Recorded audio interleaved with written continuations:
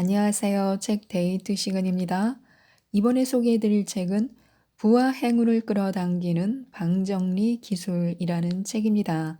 마스다 미츠이로 지음, 김진희 옮김, 평단에서 나온 책입니다.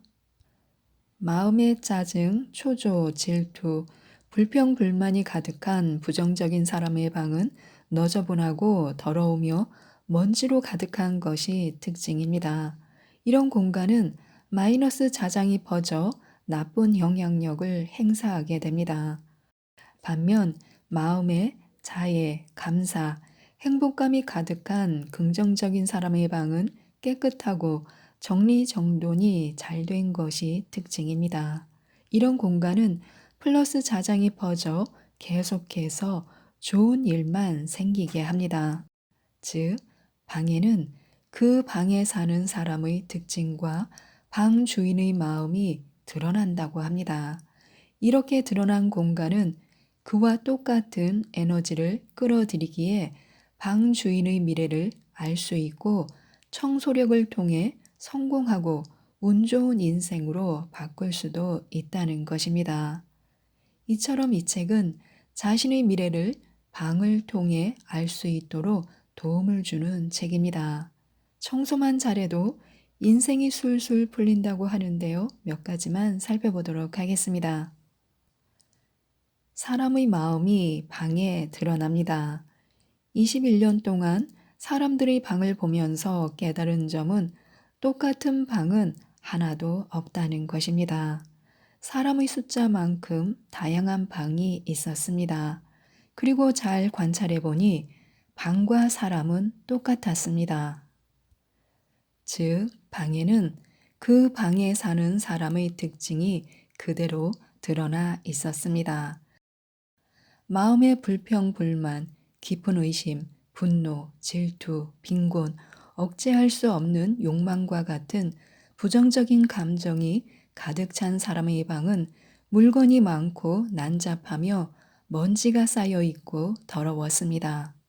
반대로 마음이 배려, 신뢰, 꿈과 희망, 그리고 겸허와 감사와 같은 긍정적인 감정으로 가득한 사람의 방은 청결하며 물건이 적고 구석구석까지 정돈이 잘 되어 있었습니다. 실제로 저자가 체험한 이야기를 예로 들어보겠습니다.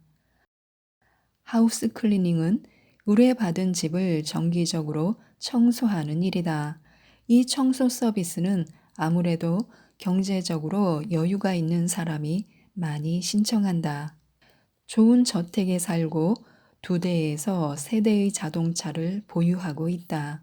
언뜻 보기에는 성공한 것처럼 보이지만 실제로는 꼭 그렇지 않다.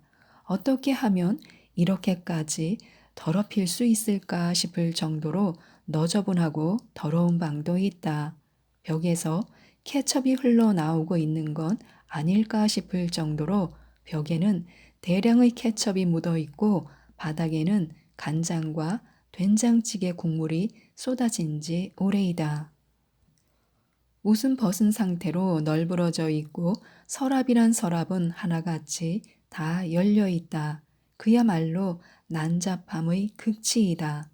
그런 집에는 반드시라고 해도 좋을 정도로 가정 불화가 있었다. 돈은 있지만 남편이 집에 들어오지 않는다. 아내는 늘 짜증이 나 있고 아이는 매일 야단 맞기 일수다. 어쩌다 가족이 서로 얼굴을 마주할 때면 맹렬하게 서로를 비난하였다. 그 집에 사는 가족의 혼란한 마음 상태가 그대로 집에 반영된 것이다. 이런 가정은 머지않아 하우스 클리닝도 해약하였다.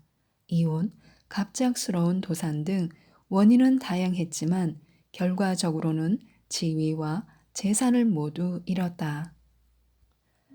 똑같은 부자라도 정반대인 가정도 있다.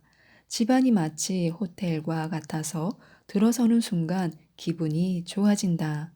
우리가 들어서면 인사로 맞이해주고 청소를 같이 해주기도 한다. 우리에게 청소 방법과 청결함을 유지하는 방법을 알려달라고도 한다. 아이들도 인사성이 좋고 예의가 발랐다. 간혹 남편분과 마주칠 때도 있었는데 모든 면에서 존경스러운 멋진 신사였다. 이 사람처럼 성공하고 싶다는 생각이 들 정도였다. 이와 같은 경험을 통해 사람의 마음은 방에 드러나고 사람의 행복과 불행도 방에 나타난다는 걸 알았다. 또한 공간에는 힘이 있어서 같은 에너지를 끌어당깁니다. 방에는 그 방에 사는 사람의 마음이 드러납니다.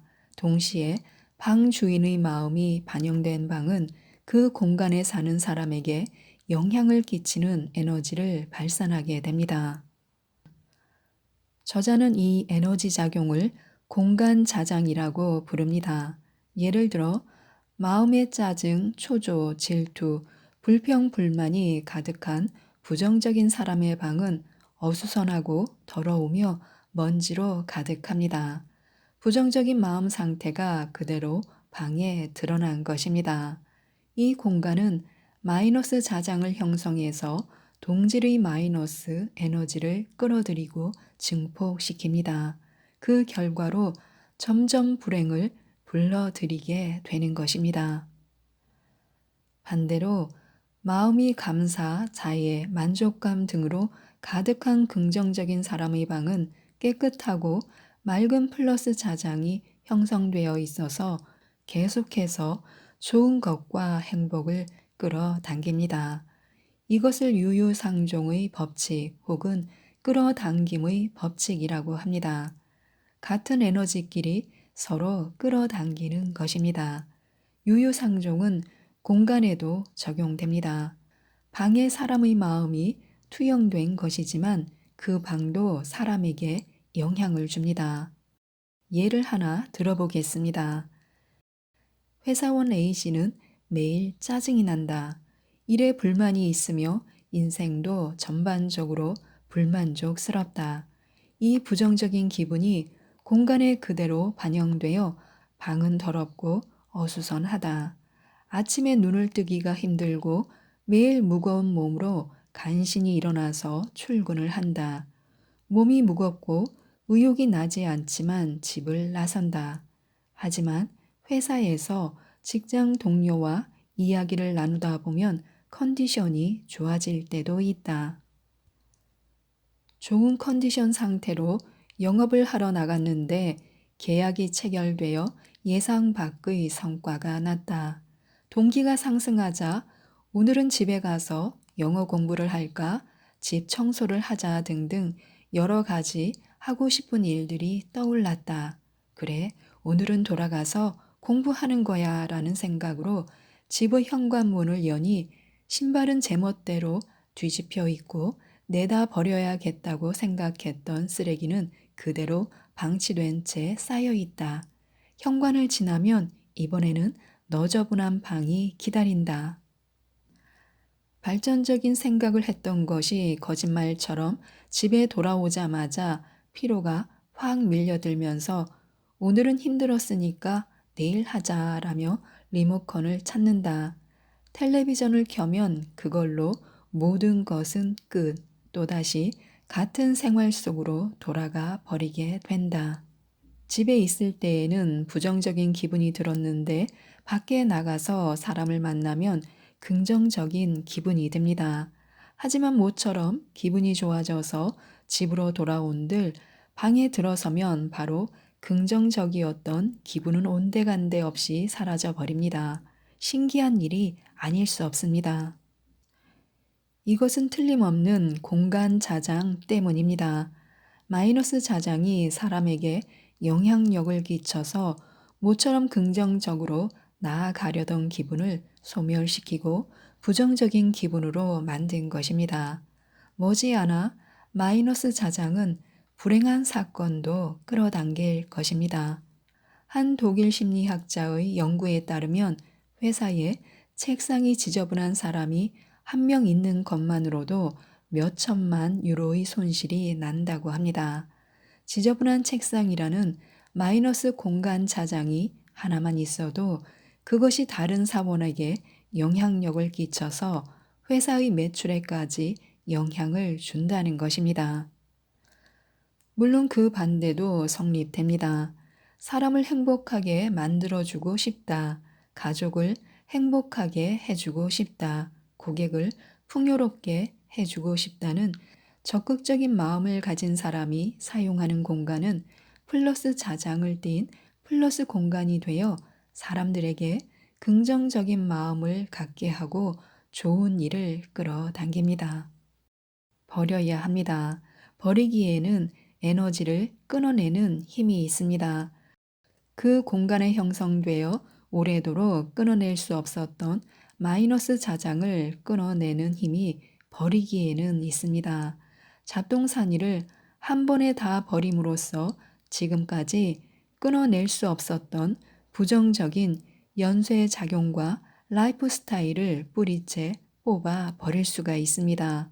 그로 인해 최악의 상태에서 일단 벗어날 수 있게 되는 것입니다. 지나치게 많은 물건을 소유해서 쓸모없는 잡동사니가 되어버린 물건과 함께 마이너스 자장을 끌어안고 사는 삶이란 것은 탈피하지 못해서 이미 마음이 죽어버린 상태라고 해도 과언이 아닙니다. 탈피와 마찬가지로 물건이 많으면 많을수록 물건을 버릴 때도 많은 힘이 필요합니다. 하지만 버리기에 성공하면 마치 다시 태어난 것처럼 확실하게 인생이 호전됩니다. 최대 위험 공간, 실패 직전의 공간, 안심 공간에 있는 사람은 무엇보다 먼저 버리기를 실천해야 합니다. 남의 손을 빌려서라도 버리고 끝없이 버려야 합니다. 최대 위험 공간은 잡동사니로 가득하며 오염물도 닦지 않은 채 몇 년째 그대로입니다. 따라서 아주 확고한 각오와 에너지가 필요합니다. 대개는 도전하기도 전에 미리 포기합니다. 또는 이미 스스로 버려야 한다는 판단이 불가능한 상태입니다.